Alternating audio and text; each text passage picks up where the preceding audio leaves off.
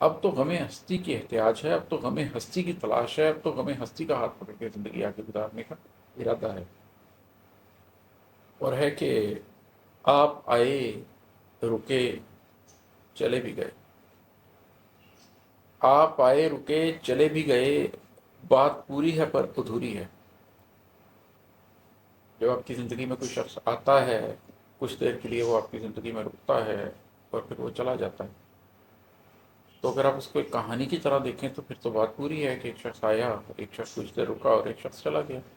ختم ہو گئی بات۔ اس سے زیادہ کیا ہے؟ لیکن وہ شخص آیا کیوں، وہ شخص رکا کیوں، اور پھر وہ شخص چلا کیوں گیا؟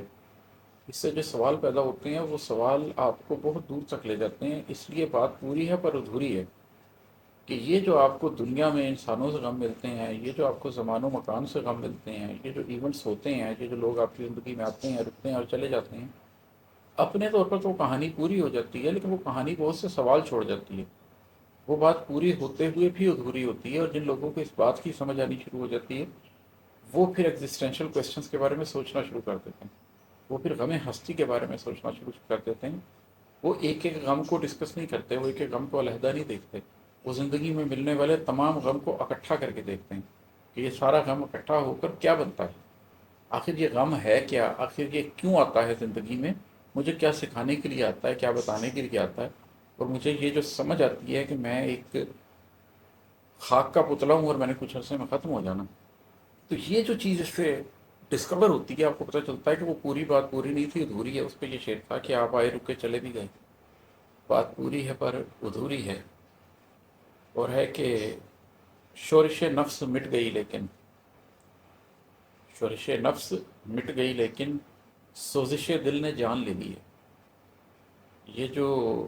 نفس ہمارا ہے نا، یہ بڑی شورش کرتا ہے، بڑی جلغار کرتا ہے، آپ کو تہس نہس کرنے کی، آپ کو تہو بالا کرنے کی بہت کوشش کرتا ہے۔